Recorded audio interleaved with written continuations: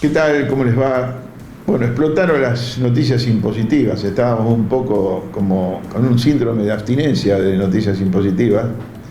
Y la realidad que de golpe, desde el fin de semana y en estos días, en estas horas, estamos tratando de seguir muy de cerca la evolución de este megaproyecto que en teoría se tiene que tratar antes de fin de año por las implicancias que tiene para la recaudación impositiva, ¿no?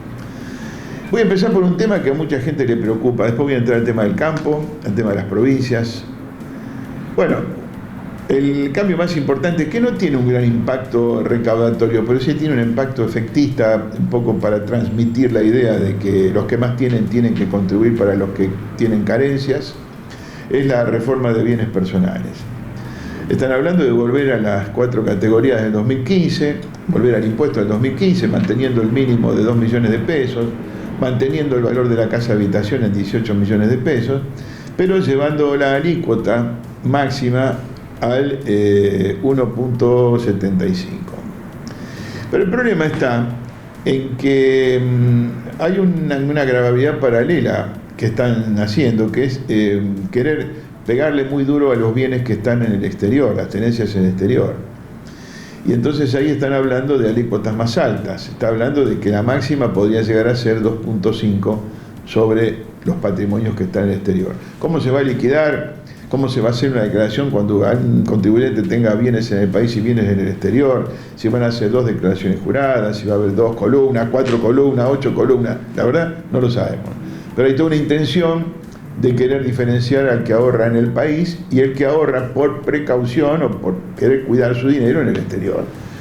Yo no considero una actitud pecaminosa que alguien que no le tenga fe a las finanzas y a la economía argentina tenga su dinero en el exterior. El actual gobierno sostiene de que eso tiene que tener una contribución mayor por no tener confianza en el país. Así que sepamos que si eso sale antes de fin de año, para el año que estamos transcurriendo y terminando, 2019, va a variar y el año que viene vamos a tener que pagar un impuesto mayor. Se mantienen los mínimos, como yo les dije, 2 millones de pesos el mínimo no imponible, y se va a poder deducir hasta 18 millones de pesos para la casa de habitación del contribuyente. Claro, son valores desactualizados, no estamos, dijeron que mantienen los valores que estaban antes de la crisis cambiaria, con lo cual, si convertimos a dólares aquellos valores con lo que cuesta el dólar hoy, esos mismos mínimos, obviamente el impacto del impuesto va a ser mucho mayor. ¿Por qué? Porque están desactualizados los mínimos en función del tipo de cambio. Y como bienes personales se aplican sobre tenencias, que muchas de ellas están corriendo en dólares, como el precio de los inmuebles, que en el país y en el exterior, o de los vehículos, que en alguna medida tiene una relación con el valor dólar, o se actualizan con una tabla que no tiene que ver con el precio de venta, sino que es una tabla teórica del valor de los rodados, puede ser que el impacto del impuesto para el año que viene sea muy grande. Lo advierto porque para lo que les toque pagar van a tener que hacer un sacrificio mayor.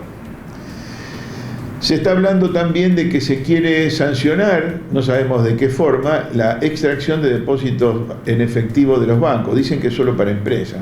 ¿Por qué motivo? Para ser limitativo con los retiros de efectivo, para que, digamos, no se utilice para operaciones que son paralelas. Por ejemplo, comprar dólares en el mercado paralelo. Como hay restricciones de comprar en el mercado oficial, quieren frenar la posibilidad de que con las extracciones de efectivo del banco se compren dólares. Pero no hablan de que se prohibiría la extracción, sino que se sancionaría con una tasa que no sabemos si es un impuesto, una tasa que cobran los bancos, lo desconocemos. En esto quiero hacer una salvedad importante. La letra pequeña de toda esta mega reforma, y cuando digo pequeña es la que está fuera de los grandes titulares de estos días, no la conocemos. Entonces estamos especulando y comentando lo que tiene más valor sobresaliente dentro de la noticia. Quizás haya más cosas que inesperadamente aparezcan, porque hablan de que esa carga tributaria sobre las extracciones sería para empresas, no dicen si va a ser para particulares o no, se supone que no. También trascendió que se quería gravar con renta financiera la diferencia de cotización de las monedas extranjeras, del dólar fundamentalmente, partiendo de la base que hubo gente que compró dólares en todos estos tiempos, que retiró los dólares del banco por miedo a lo que pudiera pasar después de las elecciones, y que si tiene una variación del tipo de cambio, esa variación pudiera estar alcanzada. En esto quiero recordarles que cuando salió la ley de gravabilidad de la renta financiera, se discutió mucho si se iba a gravar o no la diferencia de cambio de la moneda. Se resolvió que no.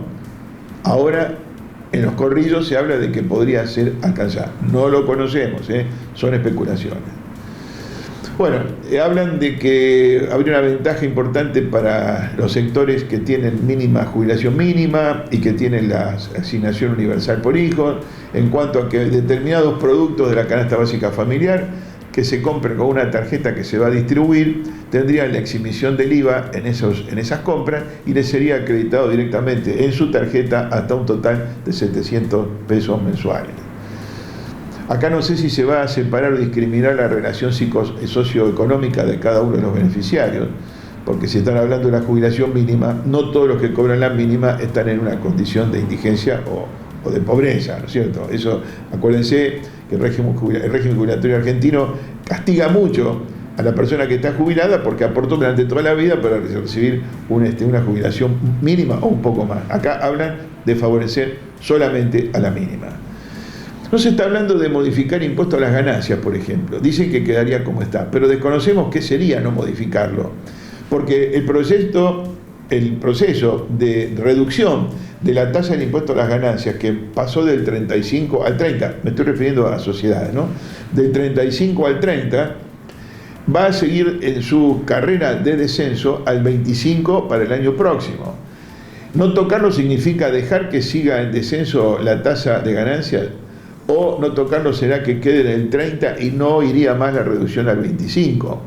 Si quedara en el 30, quedarían congelado el cobro, la retención o percepción sobre los dividendos del 7%. Quiero recordar que el actual gobierno, cuando estuvieron antes del 2015 o hasta el 2015, se pagaba de impuesto a las ganancias el 35% y además sobre los dividendos distribuidos un 10% más. O sea que las utilidades cuando llegaban al accionista habían ya pagado el 41.5%. Tampoco sabemos si sobre eso se va a volver o no. Tampoco sabemos si el ajuste por inflación va a modificarse, porque ya el gobierno anterior le pegó bastante que cambiaron las reglas de juego para que no se aplicara. Y no sé qué va a pasar ahora, porque, claro, tienen que tenerse presente que acá hay un problema no solo de recaudación, sino de coparticipación. Es decir, si la gente va a pagar menos impuestos a las ganancias, por alguna razón, algún favor especial que se le da a las empresas, ese menor aporte de impuestos a las ganancias repercute directamente sobre la coparticipación provincial. Y acá digo dos cosas. Las retenciones a las exportaciones, que se van a incrementar en un porcentaje adicional, están hablando de 3 puntos más, otros dicen que es lo mismo, realmente no es lo mismo porque han modificado el valor fijo que había de 4 pesos, pero a un dólar de 38 pesos por un porcentaje que ahora va a tener variabilidad conforme al dólar. Eso también implica menor impuesto a las ganancias, porque como venimos diciendo, si me aplican más retenciones como productor agropecuario, voy a tener un menor ingreso y voy a pagar un menor impuesto a las ganancias, y eso implica menor coparticipación provincial. ¿Qué hace el gobierno? Suma todo este tipo, vamos a llamar perjuicio a las provincias, y va a suspender o eliminar el consenso fiscal y la ley que se había aprobado entre el Poder Ejecutivo y casi todas las provincias, menos San Luis y La Pampa, donde se acordaba una reducción paulatina de ingresos brutos hasta su eliminación y una reducción de sellos con el mismo destino. Si se suspende o se elimina este acuerdo, van a dejar que las provincias alegremente puedan llegar a volver a modificar sus alícuotas como forma de compensar las mermas que pudieran tener por menor coparticipación de impuestos. O sea, nos enfrentamos con un panorama donde la presión tributaria pareciera de que se incrementa, a pesar de que para pymes están diciendo que tendrían un régimen especial de tratamiento impositivo, algún régimen para fortalecerlas, un régimen donde podría reducirse los aportes sobre el personal, aportes previsionales, donde a lo mejor el impuesto a las ganancias también tiene alguna reducción. Y se está hablando de una amplia moratoria, un plan a mucho tiempo, a mucho plazo, con una tasa mucho más baja que la que hubo hasta el 30 de noviembre, y con una quita quizás de los intereses, de las multas y demás. O sea que podía ser moratoria y condonación de sanciones. Son especulaciones. La realidad es que es difícil hacer adivinación en este momento cuando se está terminando de elaborar un megaproyecto donde por una cuestión legislativa se dilató el ingreso al Congreso Nacional porque necesita contar con el consenso en diputados antes que en senadores, porque las normas impositivas ingresan primero por Cámara de Diputados, que es Cámara de Origen. Dentro de todo ese paquete está también la emergencia sanitaria. Nosotros nos alejamos un poco del tema tributario, pero sí están hablando de que podría haber algún tipo de beneficios fiscales o no respecto al tema sanitario. Hay muchas empresas de medicina que están con problemas también y por eso declaran la emergencia sanitaria, que no debería ser solamente para el sector público, sino para el privado, porque la emergencia sanitaria también está afectando muy seriamente al sector privado.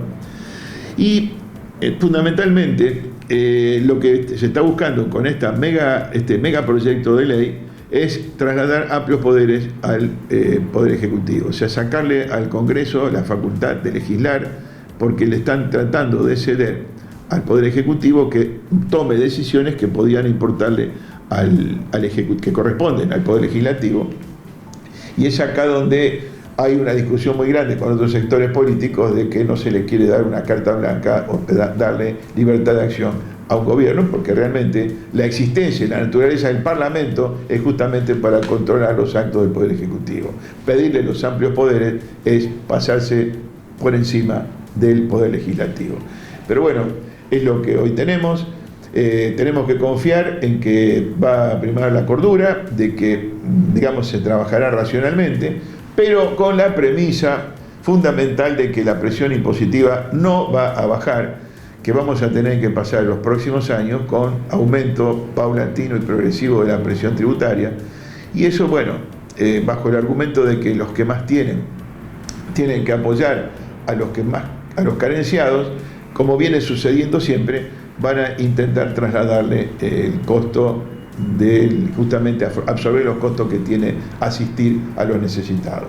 Dentro de todo este proyecto, y esto para terminar, lo que no hemos visto, que haya un proyecto de que la clase política haga su aporte, reduciendo sus gastos, en la medida en que también están pidiendo una contribución a los que más ganan, y a lo mejor los políticos, la clase política, los legisladores, los funcionarios, también tendrían que hacer su cuota de contribución para este tema, ya que estamos en emergencia económica. Esperemos entonces las normas definitivas, se las vamos a ir analizando muy detenidamente, pero a la fecha no la tenemos y esto es un anticipo de lo que puede llegar a ocurrir. Nos vemos pronto para seguir analizando estas disposiciones.